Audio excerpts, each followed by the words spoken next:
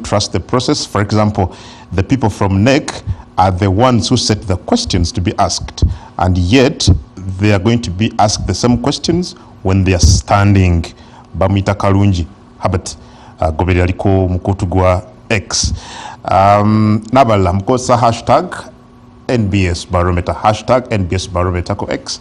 Atujja kwongera okuyita mu comments says well Mwami Rumshan. Two quick ones. The larger the larger issue ya demokrasia mu Uganda, the democratic deficit, dokwate tuina demokrasia is the struggle bano gye bajjanga balimba ntubavuga. Iyo struggle ya kujja ko obstacles ebya demokrasia si ya kuwa lecture kusomesa bana Uganda those obstacles, because abanji abali victims za lack of democracy and NRA, including myself, tuzimanyi. So kunga polisi yakukute, polisi yakusibye, polisi yakukubye, yakuwambye. This we have been with it since 1986. Bwogamba bino ngenda kubijjawo. Mumpe myezi mukaga njakuwambijjewo. And so you can't again come to begin lamenting. Omanyi munange batukubye, batukwatidde eno, because that's who they are. Ekyo kiganye. Kati wogamba nti ngenda ku overwhelming mukulu Museveni on democracy, on voting. You must have candidates bitana 29 plus for parliament. And a committee of 5 tesobola kuba votinga. It's not practically possible. Those are too many. Olaba nachizemu nagamba the secretariat wano eja kuhandolinga MPs, handling LC5s. And I'm saying yes, you can, because tembayina you have in a few scattered districts. Nezmu wonkaleke wanambozo olete mbuzi and things are resolved. And that is what is being investigated. What was raised in society. There is bribery.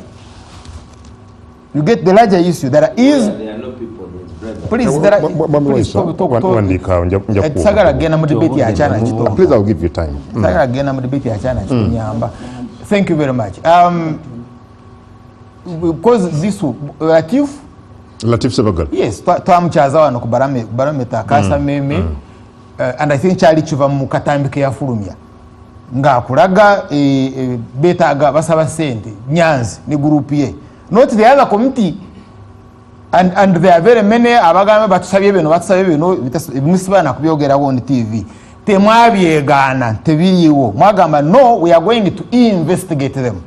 What I was saying is when mama take a committee to investigate them, if you have terms of reference, that's your own business. Mwafulumiza report ku ebyo bebagamba ebiri mu bukiiko obwo. You get mwafulumiza report. Hey, I've used at least nga report egamba nti bino tibiriwo bulimba. Latif byayogera bulimba bana bawala bagamba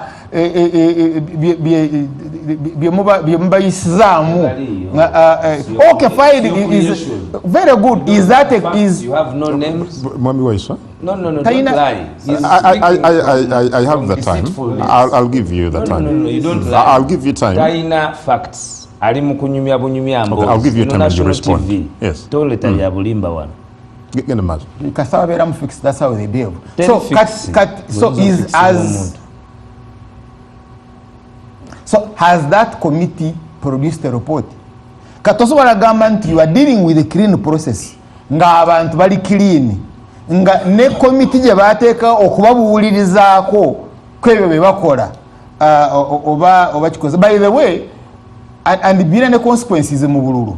Kyovola bakalulu ke bafune Kawempe was annulled by court. Okay. Was annulled by court. Why? Because of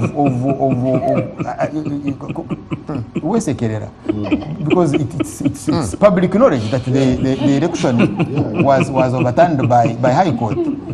Why? Because in Arukora you execute the duty well. Madiliza Mwami Fumbi. Mwami Rumshan. Conclude. Because in Arukora didn't follow the law. I thought you were better. No, I'm better. I thought you were better. Exactly. That you are lying. But The ruling of court was on disenfranchisement. And there's no way, you know, Ntino Bolimba, kyamukirina. disenfranchisement, abantu nti ziri polling station 16. Kati gwe omushano oli mu kulimba mu budde bw'abantu. That's why we get pissed off with whatever you say. Because you have no facts. This is not a propaganda show. This is a show of facts. Okay, thank you. You see, the abakola amateeka are very instructive. Bali emphatic ku kintu kya bribery. Kitegeeza ki member wa parliament okusika embuzi ng'ogitwala gy'ogenda okusaba ticket. What does it mean? So if they say Nyanza asaba million whatever 100 million plus ng'abakiraising was a former member of parliament Kawempe nagamba bino tetugenda kubikkiriza katani ng'akaba n'okukaba ne mugamba yes tubiwulire tugenda kubinvestigatinga. Barometer kasa me, please stop your insanity. Barometer kasa me ewe ina right okubuza where is the report mwagamba you're going to Obama chano ngabani Obama said it. Obama chano nyereza. Yes, they have invited wachoze bakuyise ojja to debate wachoze and we have the right to raise it. So Charles Obale yakudda Honorable Namboza tandikirawo Wasebo. Wowe mbantandikira. Kuwa ina byayogedde omulidde. Mukulu ono kamuleke. System agikubyemu ebituli. Anti omanyi ngero ono bwagambye nti show eno eri above propaganda. Waliwo ebintu ebyaliwo ng'ensi yonna eraba. Ebintu by'e Kawempe tebirina wosobola biriratinga to a poor system that generated candidate Nalukoola. Kubanga ky'olyagala okulaga nti system ya NUP nfu era ye yaleeta ne candidate Nalukoola gwe baasazaamu kyayagala okujustifyinga nti Nalukoola baamusazaamu lwakuba process eyamuleeta ofuuka candidate we NUP yali fault. Omuntu bw'asalawo n'agamba nti nze nja kusurvivinga mu kwogera mafuukule ku gundi nze sobola kumulinnyira mugere muki mu bintu bye muleka n'abitwala mu maaso naye kati njagala kwogera bweti webale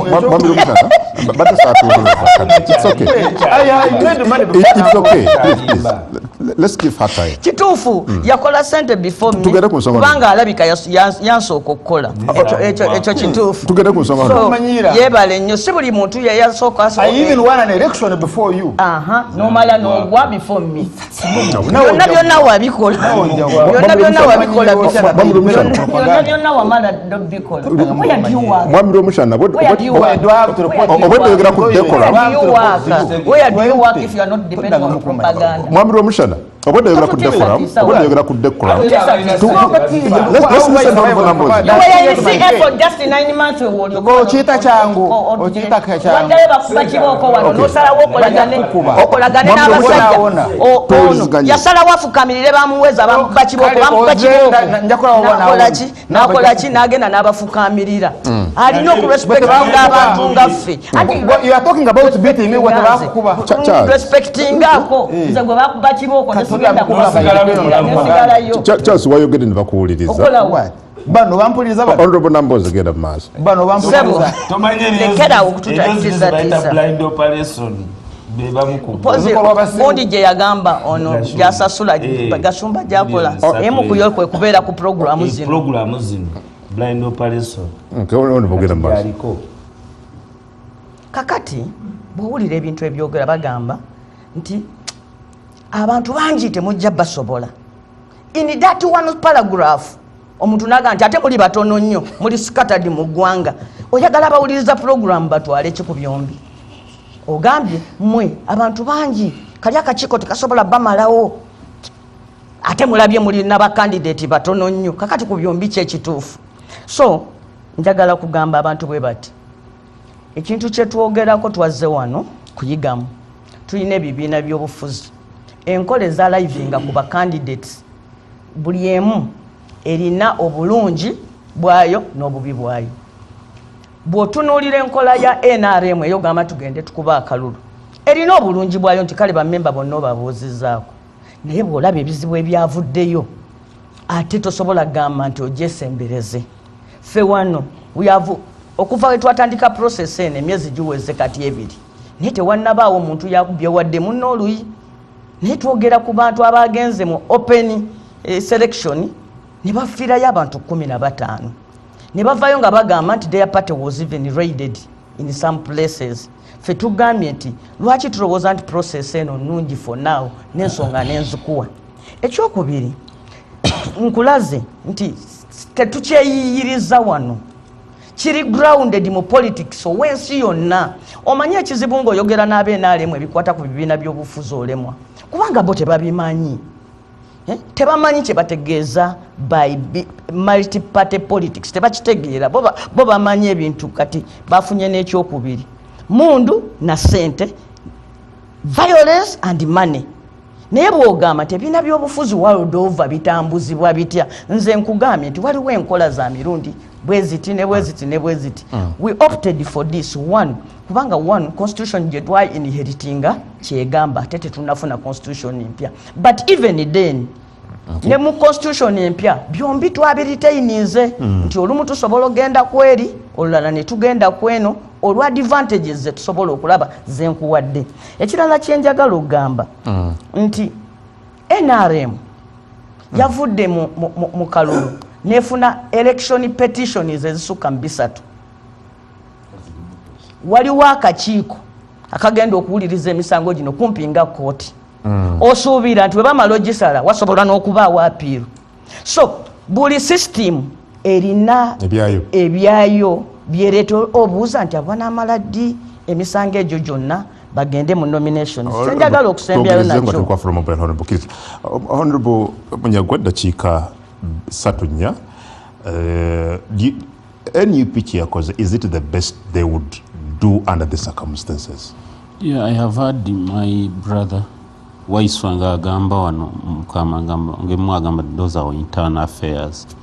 Yeah, naye obwenkanya Waiswa lawyer, obwenkanya when you are dispensing justice oyina n'omulabi alina okulaba nti you are dispensing justice. Obwenkanya olimu obwenkanya bulina okulabika. Obwenkanya bw'otandika obwogerera ennyo oluusi baamu ebirumira. Waiswa alese example ya ngeri gye twasesinga abayizi. He's not I don't think he's a professional teacher, but he taught, which is normal. Naye bw'oba neero marking awadoga nti section B eri ku marks 6, you must come up with a marking guide. Nti ono gowadde marks 2 ujamanya nti okay, Pythagoras theorem saji jeyo bulungi wano kino saji jeyo bulungi. The concern is zenda kirese tetwagambye nti abantu abatula komite ose bayivu ne bayinza okuba fields ze bayasoma tezibamalira kuteebereza onayimiridde atya ku ground nti awo obulambulukufu bubuliraawo osindisa abantu 3 bagenze mu constituency botamanyi osimanyi oba 3 oba 5 oba whatever botamanyi oba wagirani ne bavayo ne results tewali marking guide n'oziteera omuntu ku report awaba weakness. Kakati oba internal affair Honorable Namboze, with all due respect, I research in South Africa, but it is distinguishable kubiri wakati because South Africa mpita esimbawo direct involvement y'abantu ku MP ebantono tebaawo actually eba ku kibiina ye olumala ekibiina okuveting oyingira buyingizi. Okay, but tewaliwo okugamba nti no MP wa Kagundi South bw'ekintu babatikinge bajita proportional representation, something like that. Abantu bano nagamba Waiswa nga tuli kusanyuka TV. The Conservative Party kyekozesa ya Bungereza. Just ngamba ku South Africa. Nagamba Waiswa nga tuli ku TV, kusanyuka TV. Nemugamba Waiswa ya my friend. Nkobuulira eyenkola yamwe mukaluka kwa mpenosi mugenda kuleta bakandidates abasoma 2 abale bajja kujanga ba independence ne tubetinga na ate kisoboka twabasayiningisiza twagenda kumaliza tulina Honorable Nalukola gwe believing nti yawangula nga tuyina Sereko Moses tuyina Waisu Luswa mu Luwemba. Yes, so nkudiramu Honorable Waisu, the moment nga toguddeewo kisaawe kiri eri 60% nebeera 100 okyaleeta ba independents bangi.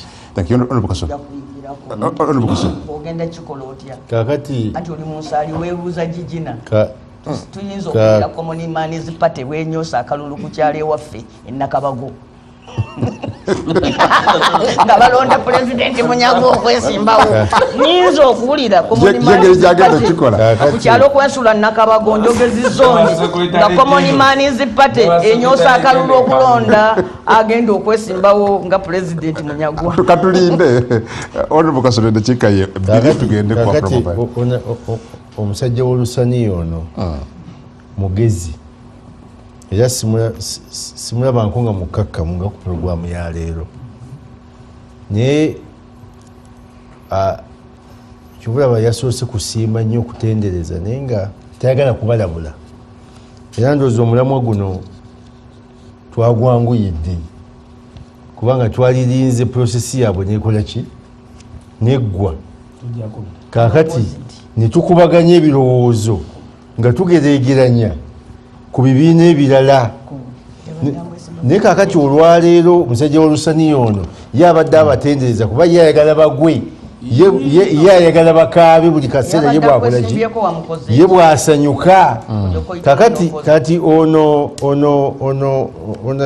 Munyagwa ye ku lusaniya lwe ng'ayagala bwa pulezidenti n'ekibiina kye kati ekimuleeta ayagala kubanga ye bali bayagala okujjako akatundutundu of course ensuubizi bali mu kukola nyingi era nja kukutegeeza nti bwe banaba bamaliriza kubanga nze nfuba nnyo okumanya ebibafaako munda era mmanyi bingi n'abakaaba mbamanyi nnyo n'abamaze dde okutegeera nti sisitimu yaabwe yonna nfu era mbakola ki era n'abamaze okwabulira in advance ekibiina ky'NUP nabo mbakola ki nabo mbamanyi so tulinde bamalirize okumaliriza kwabwe bagenda ate kukaaba nnyo okusinga bubalaba mu bibiina ebiki ebibiina ebirala kubanga obutali bwenkanya bungi abantu bano bonna boolaba bawaddeyo sente oli zagamba nti twewala okugenda okukandidate okuspendinga sente nyingi neze nkubuulira zigenze asobodde awadde abamu bakyabangibwa abadde bakola contribution va kweyo eri fomo bagenzeyo mu lwatu naye waliyo sente endala ugende buzi waliwo gwe mmanye yakabya dda naye nti abantu abo nga si benkanya nze bazitwala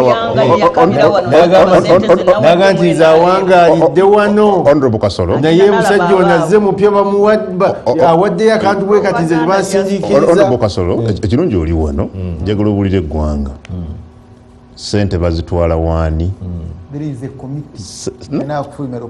sente mmeka aziwaani oba apostolinge app eyo eya Afromobile ojja kukola programu eno butereevu nnyo but n'ebyo byoba osubiddwa ku mikutu egy'enjawulo egya Next Media n'emirala ogenda ku Afromobile nobeera nga osobola okudda emabega n'ogoberera byonna tunulira kusunsula oba vetting eya bannaffe aba National Unity Platform gye batandiseko olunaku olwajjo nga banoonya bagenda bakwatira bendera mu kalulu k'omwaka ogujja kabona.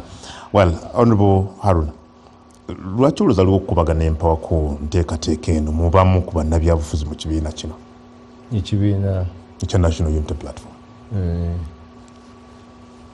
Kakati muganda wange Waiswa amyuka omwogezi w'ekibiina kya NUP babadde annyonnyola sisitimu yaabwe nemba nga atandise okubitegeera naye ate onabonamboozi ate naye bwannyonnyodde ate ndabye byawukanye nnyo kubanga mwami Mufumbira agambye nti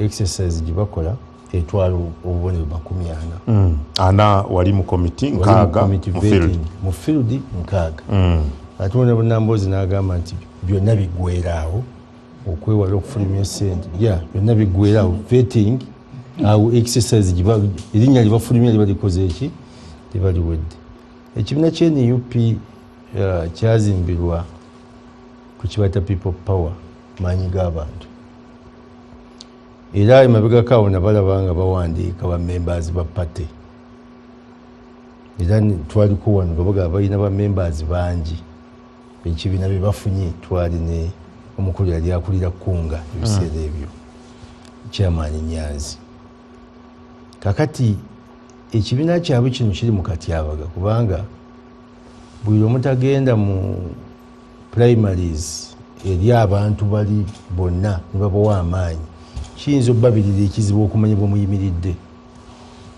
kyovulaba nti kiyinza obbaleetera okuwaayiriza bemuvuganya nabo nti bababbi kuba kati fe olwaleero NRM tumanyi bameka abeetabye mu kusunsula bamembers b'NRM tulina bameka kati ekituwa okumanya nti obululu abawagizi b'NRM abajja okwetaba mu kulonda bali bameka abawagizi ba pate olwaliro ekisoboka NUP baganda bange kisobola okubakaluubiriza okutegeera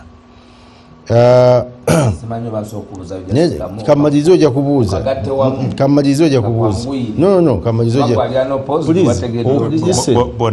oyogedde obwedda nga tusirise kati twagala namwe musirike kubanga abatulaba bangi so kakati bw'omubuuziza nti 60% baani abagisalawo nti system etya nti tujja kugiraba ngera bwe tuli wano kungu abantu bayinza okulowooza nti gwena ne programu newali akole tojja kugiraba kukakati kisigala nga kireka abatulaba mu nzikiza naye nze njagala kulowooza nti bateekawo system ng'ekibiina ejja kuba addressing ensonga ezo zonna kubulira etya system etya kubanga teriiwo nenyinyi kugamba tagirabawo kyovulabaga nti tujja kulosinga buliigi nga tutuuse ku mugga tutubuuza kati naye ayogedde ku ssemateeka naga ssemateeka waffe kubanga ffe twali tuteeseteese ng'ate abamazeewo ebisanja ebibiri situbwongera kakati ekyo bwe mba mwalaba nti kyekituufu abamaze mu bukulembeze ebisanja ebibiri ffe mu ssemateeka waffe oli ate nabakubeera gazeted baali tulina bafulumesi twali tutujja bongera kati waliira twali akibagaana olina bunamboozi eyiyo wabina kakati ate mmwe mwakireeta naye ne mukiwandiisa mu ssemateeka nga mulaba kyekituufu kakati wali era abagaana kubanga oba constitution eri gazeted oba teri gazeted nemwe mwakireeta kyekituufu kati wano mu vetting ekyo kyemba mwina ate okukozesa nti emyaka wano bamazeewo ebisanja bibiri katufune kuba nabaki kati olinda ki kubanga kakati wali agenda kukugamba nti lwaki mugobye bano ab'emyaka ebiri amini ab'ebisanja ebibiri lwaki mubajjeemu tugenda batwala mu kooti tekiriiwo tuwali asobola bawa so mukozesa obuyinza wamwe n'obulungi mu bwe mulaba ekibiina kye mubikirina okutambulirako nti affe tutunuulira kino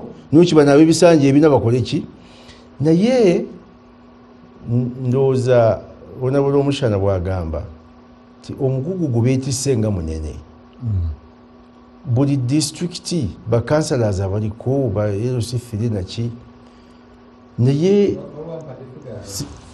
MPs 529 LC5 135 anti tebabalina kati advantage gibalina nti bo basobola nokukikola mu wiiki 3 kubanga olaba nawono mu Buganda nti waliwo ebifo okusinza ku mwami Waiswa ebiteesimbiddwako bantu kati nga basobola kugamba nti wano mubaddeko babiri gwerekerako munno gwegenda ku kino ekiri empute kusinza ku bigambo bye so kitegeeza ki nti singa babadde balina bacandidates Mwakyoli balina bacandidates West Nile balina luddawa kyali badde kibatwalira omwaka mulamba okusunsula naye kakati so within 2 weeks bajjeko nga bamaze exercise eno naye balina kibayita protest vote nayo ejja mu kusunsula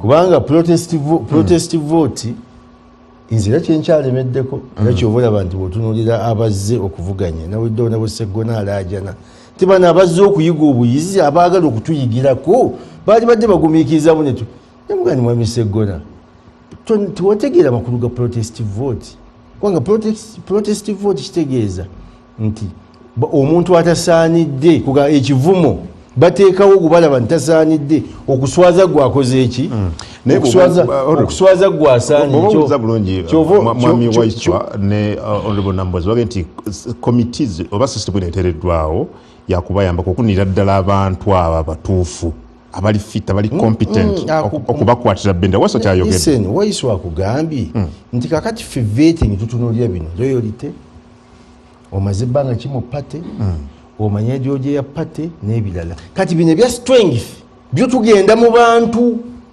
ye 60% mark tugenda wa okusinza ku ndozoba tugubire bulungi ebintu ebibiri byayogedde kakati wano kakati mu kibiina oyinza okubanga ebyo birina naye nga mu bantu tokola ki kyenkugambye kakati bw'ogoberera obubonero bano bwebagaba 40% ye tatunudde strength kyono omuntu alina amaanyi mu bantu bo 40% oliroyo mu kibiina kati ovola nti bakuleetera bano abantu ba Makebe Sadaman ate waliwo n'okubeera mukwano gwa Kyagulanyi anti obeera loyo kati nkugamba kakati ogenda kusanga nga Sadaman Makebe kakati oyo ali very loyo to the party era na ideology ya party agikola ki era ma 40% ajja kufuna 40 out of 40 yaliwo Sadaman ali eno Busiro wayi Busiro ki Busiro North Ndoza so kakati bo abakulu bano bubabanga ekyo ebyo bibasunsula ne bagaba obone 40 nga bagabira ku ekyo naye nga ate 60 genda gabwa mu kizikiza kubanga tebatunuulidde maanyi g'abantu ono gutusunsudde twebuuzizza kwani okukakasa nti alina amaanyi gaki gaba tebakitunuulidde naye kubanga bonze ndowooza nze 60 y'amaanyi g'abantu yaki y'amaanyi g'abantu but ani agenda ogiditamininga kiwamubuuzizza nti ani nagamba nti system eriwa nti ojja gimanya nga tutuuseeyo kakati ate ona Nambooze ye nakitereeza bunaga nti ffe ate eyo tetuliiyo nnyo ffe kikoma wano ku vetting ffe kasi tojja okwewala okufulumya ssente okwewala okulwanagana okwewala okukuba ebipande n'ebirala ffe lisiti efulumye wano gyetutambulirako kubanga ne South Africa yetambula n'ebirala so njagala nze njakukkaanya nabo nti system gye batambuze naye mubakozi byaki bataddeko mwenga government mwe mulemesa ebibiina bino nkikubuli ensi etegeera obulimba bw'abantu kati bw'ogamba nti ekituganye nga bwemumanyi ekituganye okugenda mu bantu okubeebuuzaako kubanga poliisi egenda kututawaanya naki kati mubuuze nti ate akalo mugenda kasabira mu maka agamu kubanga era mugenda mu baki mugenda mu bantu mugenda mu bantu okusaba ki kati otidde okugenda okukola primaries mu bantu listen otidde okugenda okukola primaries mu bantu muganda wange ng'ogamba nti poliisi egenda kutukuba egenda tukyanganya kati kano ko kogenda mugogenda okuketegekera waisatandikira munaye minisita omanyi ekitiibwa ekyo kyansi kyabantu genda ku nsonga kakati manyi nze nasomesaako secondary ate ne benasomesa we bali balamu eriyo abaana boowa ebibuuzo ye naddamu n'atafaayo ansa zakuwadde naye nakola ki awandiise buli awali space n'ateekawo answer kati kweno pano kuliko abawandiika obuwandiisi ye bwewawandiika ng'awandiika this is an hybrid model hybrid kyenabagambye nti back to back kakati era ng'omusomesa ebibuuzo bibaamu nekibaita section A section B ne section C naye luna luba lupapula lutya naye basoga nti section A ejja kuba ne max 4 section B ejja kuba ne max 3 era ejja kuba ne max 10 nga bwe baba basetinze ekibuuzo kakati olw'okuba it is a hybrid model twala vetting minister nga section A kuba njagala nnyo abantu ne bayiga nga wendi, then otwale ebyomu field nga section B. Ensonga lwaki eri watertight section B nti yo tekuwa mwaganya kumanya return of results ani azireeta zivuddeyo zitya okusobola okukikipinga nga kiri watertight from infiltration ku ground. Okay, kirina okusesa kuba tojja kitegeera. And you think they will believe? Mpuliriza bulungi. Lindako kungu nzija tewali kirality, tewali kungu nzija wendi nzija gyoyagala gye nzija mumpe buwikadde kuba nziramu byabangi. System eno yakolako ogwo omumanyi Comrade Sulaiman Kidanda yali head of mobilization, yali organizing secretary wa NUP asooka, yali member wa NEC. The system did not return him. Nina muganda wange omulala yali mu institutions. The system did not return him. The system did not return Honorable Latif. The system did not return Kasibante. He was an incumbent. The system did not return Patrick Mujuka. Sandi agadde kwogera ku linnya lye because he's not around. Naye Patrick Mujuka yali nfanfe waffe. Naye omuntu eyatwala position eyo bannayuganda katubabulire bamuyita Simbwa, naawe wali tomumanyi. Nga buli omu amanyi Patrick Mujuka, omukozi wa CBS okuva Nakifuma, kyali wa Bobi Wine, banfanfe bivulu babikoze byonna, but the system, because bw'oba okola system, Eddie Awe didn't get the ticket of Kira. Lwakuba bannayuganda mwe muti obagamba Eddie Awe didn't get the ticket. Teyagifuna. Because bw'oba okola system nga omanyi kyokola, toyinza gikola ng'erina lakuna okubenefitinga Waiswa. Erina kuba holistic. Erina okuba nga ebenefitinga wonna. Kyembadde nyinyonnyola ebbanga lyonna. Kakati mwami Romushana agambye nti obudde ekisooka bw'oyogera ku budde oli organizinga egenda paka nga 28 August. 28 August. Yes, kakati tuli organizinga nti nammwe mulaba nti tulina abeesimbyewo bangi. Kyovola mulaba obudde butono kuba atabalina ate tayinza kukaaba budde. Naye tiimu zaffe zikola, these people are working under sacrifice. Omanyi National Unity Platform teringa ebibiina ebirala. National Unity Platform they working against procedures, working against survival. We want to survive as a political institution. Ours is about survival. How do we survive? Tubeerawo tutya mu mukono guno omuwanvu gwa nakyemalira. Kakati bwe tuba twogera ku survival, tetuyinza kudda ku tactics za procedure butya bwe tutuuka ku answer, because this hybrid model yatuyamba luli nereeta ababaka abaali tebaleetebwangako mu opposition. Olwaleero wenjogerera mpulira abantu aboogera ekigambo region okuba kibanyumira okuyooyoota ate bwe bambala ne bagamba Waiswa Musoga. Olwaleero ennooya ngamba nti nnooya kiri mambuka. Tiimu zaffe zikwatiddwa nga ziri mu candidate identification process, because you must have teams all over.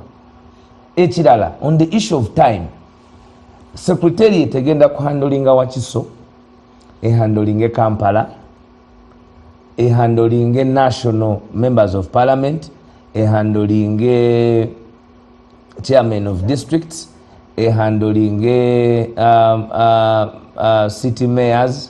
That is the top secretariat. However, bulijjo tubagamba there is work in progress. We are building capacity. Nga mwe mulowooza nti tubalaata. In every constituency, the National Unity Platform has a registry. Tuyina omuntu gwe bayita registrar. So we are going to decentralize this system. Tugenda kukkiriza enkola eno egende kuki? Egende ku parish. Nti bagenda kusunsulira eri okusinzira ku bitundu byabwe gye babeera nga ne system bwe returninga results. Kati results zino okuyambako minister owa government eno okutegeera ebintu bino amangu.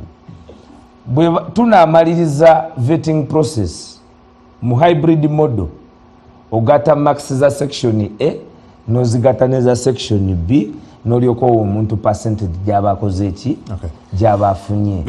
Omuntu yenna bwavaayo n'akugamba nti kuba mpulidde Mwami Omushana akugambye nti balina akakiiko bakateekawo tekalina kyekugambye the terms of reference. Mwami Omushana mbadde manyi oli muyivu ekimala buli bwe bateekawo akakiiko kaba ne kye bayita terms of reference era executing in accordance with those terms of reference. So akakiiko tekayinza gamba nti kaklozinze emirimu gyako kawebwa wiiki etya mumanyi otya nti teri ya complaininga.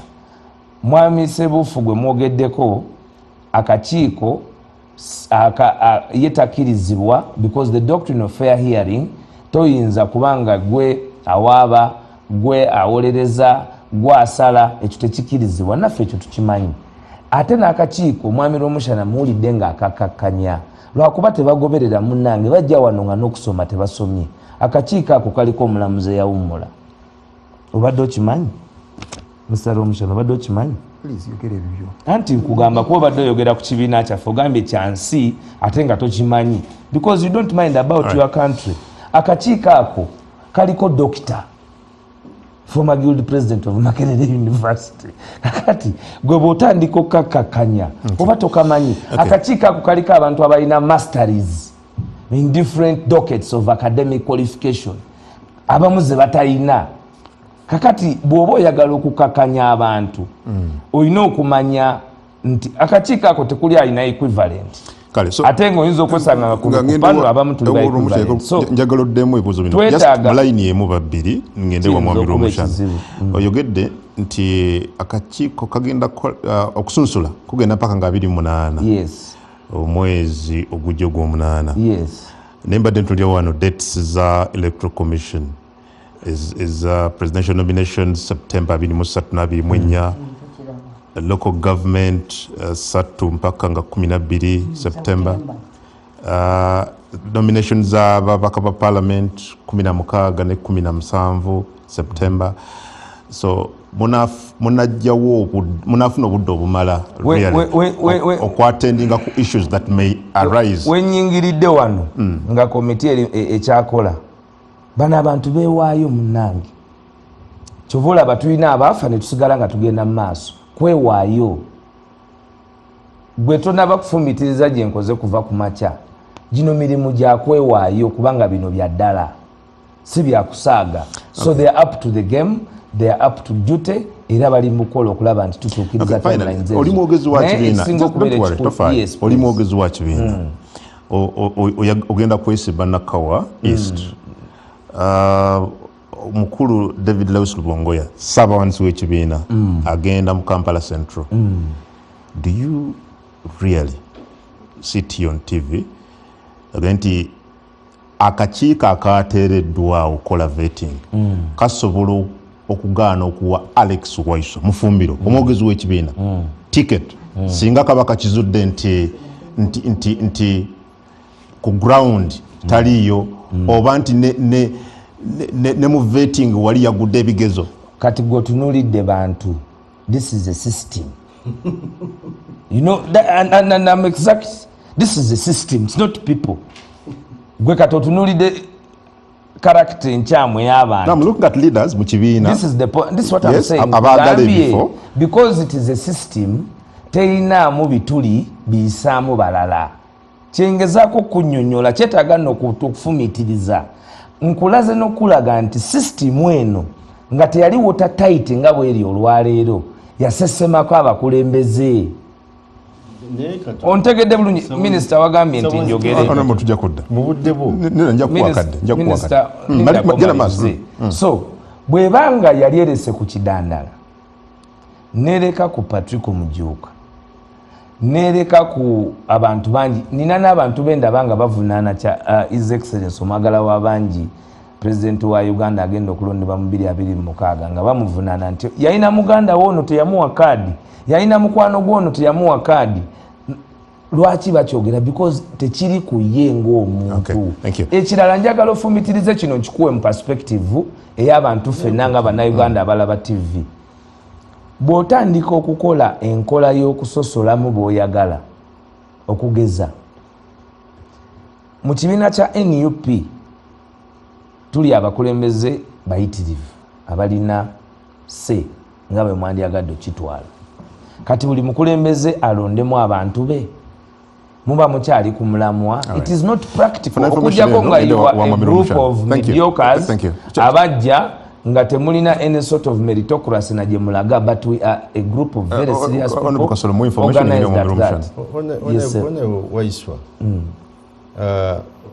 olukungaana lumwatuuza nga deputy president Mwanga Kivumbi owekitiibwa ng'ayise ababaka bonna aba Buganda abaali baagala remember Mwanga Kivumbi yategeeza president wabwe naga sebo fewano nakawa eastward Kampala Central tutaddeyo Lubongo ya yuno twamuwadde dda ne Waiswa Mufume twakoze eki kati statement evudde mu deputy president ng'amaze mu okuba appointing olowooza nti waliyo komiti yonna era tulaba kiba kuyisaamu lugaayu gwe kasitoleta empapula zo nga weesimbye ku Waiswa Mufumbira oba yisizaamu lugaayu eri deputy president statement gye yakola okyagijjukira munange abanesimbyeko bali bana betwesimbyewo nabo era lwakubanga tuvuganyiza mu nkola ya kigunjufu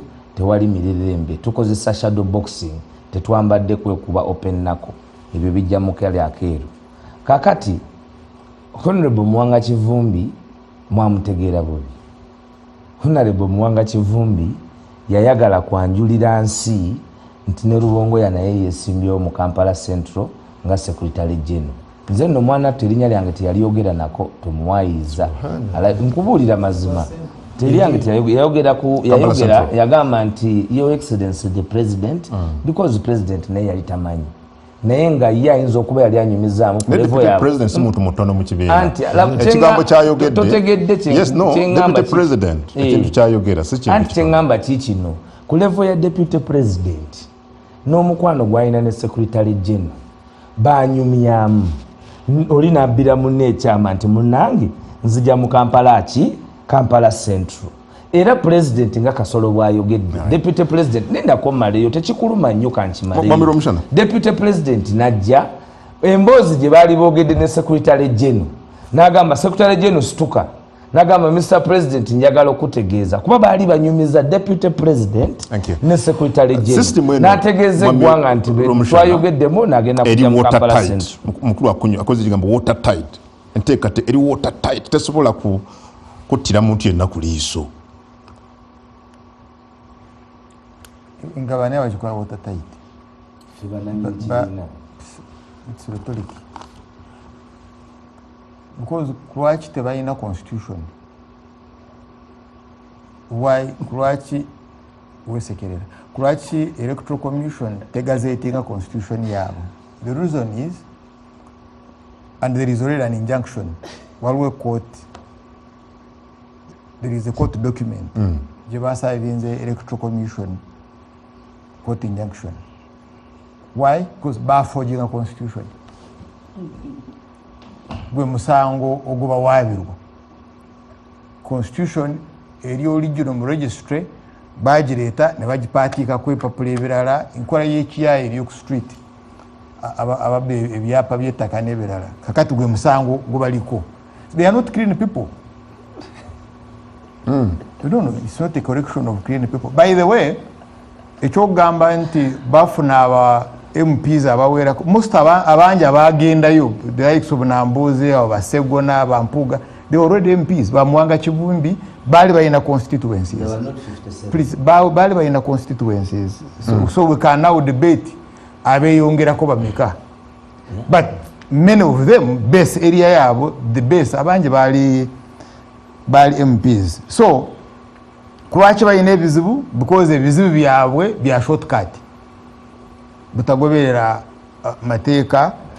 That's why they forged the constitution already waliwo na injunction nti electoral commission tegazetinga ebivudde mu committees zaabwe agenda okwesimbawo kuba president constitution ogamba tekola ate mwina delegates conference ne delegates conference bagikolera mu kizikiza. You know what happened? Yes, the media was not allowed. I don't know which room they used there. School of Leadership. I don't know. I said I don't know. I'm not seeking for the information. I didn't know. But so no Gwebalonze as ntagendo kwese, but you are talking about struggle for democracy. Because we ogenda kulwanirira demokrasia, then you ought to be democratic. But the delegates conference twachazani, I think was one of them ayaliwo nga secretary gwali balonze for mobilization. Yes, nagamba delegates where guests were invitees oli abayita walo byayita naga nawo Adam Mukungu kuyise yali mwami Wembo. Very good. So you were here. These two may not have been. Kat abo byayita as his guests bagana batyato okumulona. You see how the delegates conference yabwe engeri gya kolewa. Anyway, the larger issue ne honorable numbers akwadde information naga si kipya kikola mu ANC South Africa ne walala, so it's not something new. Ebintu bya ANC you can get them on Google. Don't worry, we are discussing when we twina wano Kavule mubimanyi nabyo njagala onyambe you are not slightly higher than this. Please nyamba bwoba toyagala ndi betting wayisoleka mwami Rumushana. Don't use this as reference. Ebintu ebiri serious bana ate babere reference. Ebintu bya Uganda survival of Uganda bano please kampu blame jotandikira kanzi jotandikira chance katunye ku mazzi dakiika emu tujje tutandikira barometer w'omulamu tova.